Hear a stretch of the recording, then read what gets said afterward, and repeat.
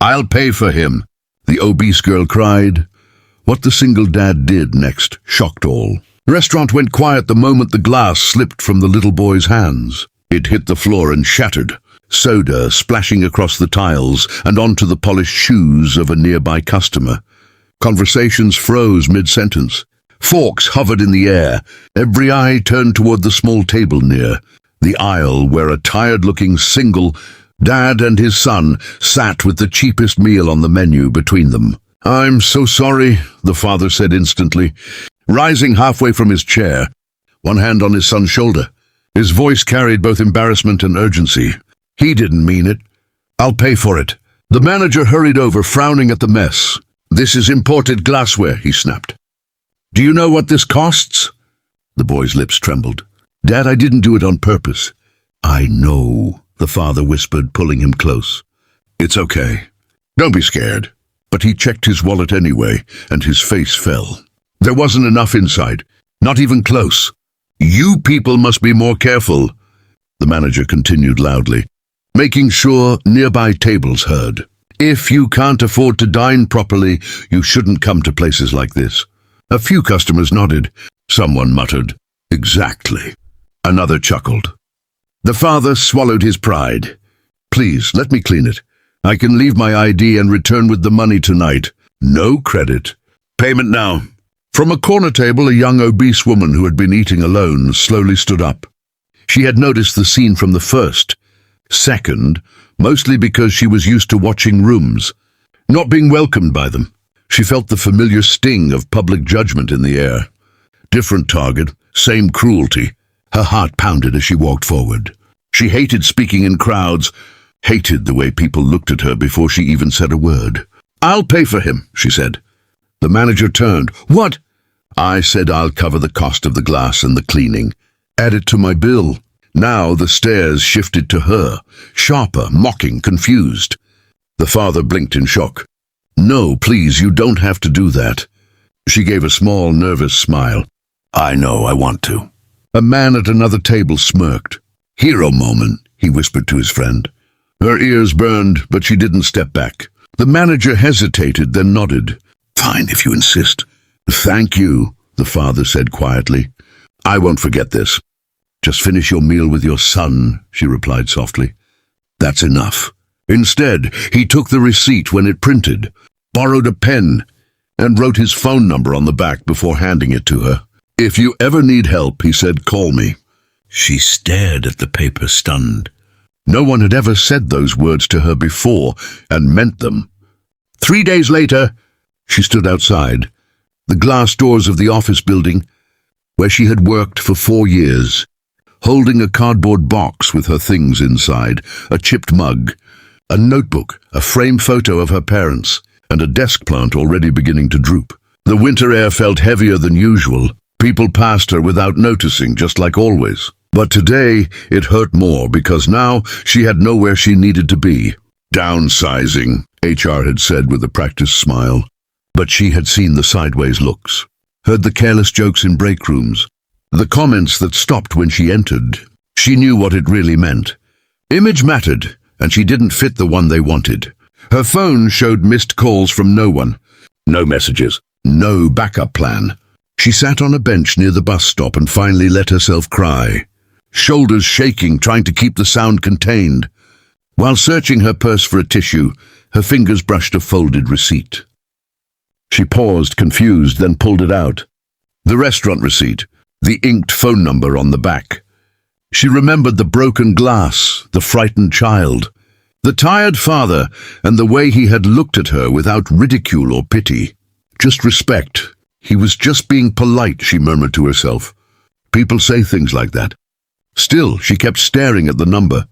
For 10 full minutes she argued with herself. Dignity versus desperation. Pride versus rent due in 12 days. Finally, before she could change her mind, she dialed. He answered on the second ring. "Hello?" She almost hung up. You probably don't remember me."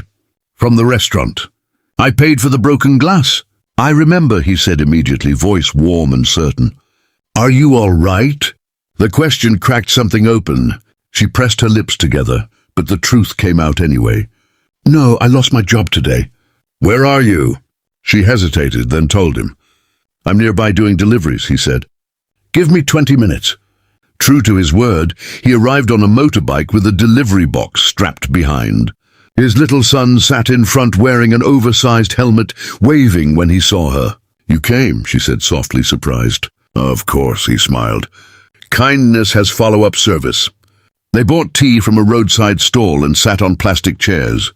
She explained everything, the firing, the comments, the loneliness of trying to be confident in a world that laughed first. He listened without checking his phone once. I run a small online food kitchen at night, he said at last.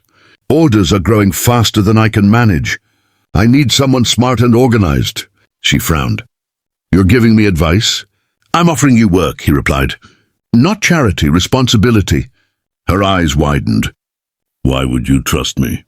He shrugged lightly. Because when pressure came, you stepped forward, not back. The kitchen was smaller than she expected, barely wider than a hallway, with 2 gas burners, a dented refrigerator, and shelves lined with carefully labeled jars. A cracked whiteboard hung on the wall, filled with handwritten orders, pickup times, and menu tweaks. It didn't look like the headquarters of anything promising. It looked like survival. But the moment the first batch of food hit the pan, the air filled with such rich aroma that she understood why. His delivery ratings were so high. I cook after my day shifts, the single dad explained, moving with practice speed. Nights, weekends, whenever orders come. My son does sticker labels. The boy proudly held up a crookedly placed logo tag. She smiled for the first time that day without forcing it. On her second evening there, she noticed the real problem, not the cooking but the chaos around it. Orders came through 3 different apps. Messages were unanswered, customer notes were missed, and pricing was inconsistent. He was working hard, but the system was working against him. Give me full control of order flow, she said carefully. 3 days. If results don't improve, I step back. Deal, he said instantly. She created spreadsheets, unified the menu, standardized portions, rewrote item descriptions, and set up auto-reply confirmations. She adjusted delivery windows and introduced combo bundles. Most importantly, she answered every customer message like a human, not a robot. By day 3, repeat orders doubled. By day 7, they couldn't keep up. Either my phone is broken, he laughed, staring at the screen, or we just hit 94 orders in one evening. Not broken, she said. Structured. She also started posting simple behind-the-scenes clips, steam rising from pans, the child packing bags, the father taste-testing sauces. Nothing fancy, just real. People loved it. Reviews poured in, feels homemade, best comfort food around. Customer support is unbelievably kind. 2 weeks later, a local food blogger featured them. The post spread fast. That night alone brought 200 new orders and 3 catering requests. They worked past midnight, exhausted and thrilled. Then an email arrived from a regional food chain. They wanted to buy the brand name, recipes, and customer list outright. The number offered was more money than the father had ever seen in his life. We're accepting, he said, voice shaking. This changes everything. She read the offer twice, then a third time. No, she said quietly. He stared. No. We're not selling the story we just built, she replied. We're growing it. He leaned back, studying her, and slowly began to smile. Orders kept rising after the buyout offer, not slowing down, not stabilizing, but climbing like something alive. What started in a narrow kitchen now moved through a rented workspace with stainless steel counters, proper storage, and a growing team in matching aprons. Most of the hires had stories like theirs. Single parents, older workers rejected elsewhere, people who just needed one fair chance. The atmosphere was different from any place she had worked before. No mocking whispers, no image politics, only output, effort, and respect. The father gathered the team one night after closing. We received the acquisition offer again, he announced. Higher this time. Everyone went quiet. He turned to her. Tell them what you told me. She took a breath. Public speaking still scared her, but this room felt safe. If we sell, this becomes a logo, not a mission. We said we would build opportunity, not just profit. We franchise instead. Same standards, same hiring values. We grow wide, not exit fast. A pause, then applause broke out across the kitchen. The decision was made. They reinvested everything. She built the franchise model. Training guides, customer voice standards, packaging rules, and hiring filters focused on overlooked workers. Applications flooded in. Within 3 months, 4 new branches opened. Their story spread online after a customer recognized her from her old office building and posted a before and after thread about her journey. It went viral. Messages poured in from strangers saying they felt seen, encouraged, motivated. At the grand opening of their central kitchen hub, cameras and local reporters showed up. Bright lights, microphones, banners. The attention felt unreal. During one interview, a reporter asked the father, "Why did you trust a stranger who helped you in a restaurant that day?" He answered calmly, "Because pressure reveals character." She showed hers when it cost her something. Then they asked her, "What changed your life?" She smiled, eyes wet. "Someone accepted my kindness without judging my appearance, and then trusted my ability." Just before the ribbon cutting, a familiar face approached nervously. The same restaurant manager who once demanded payment for the broken glass. His tone was completely different now. "I'd like to apply for a franchise license," he said. She recognized him instantly. So did the father. There was a long, quiet second. Then she extended her hand.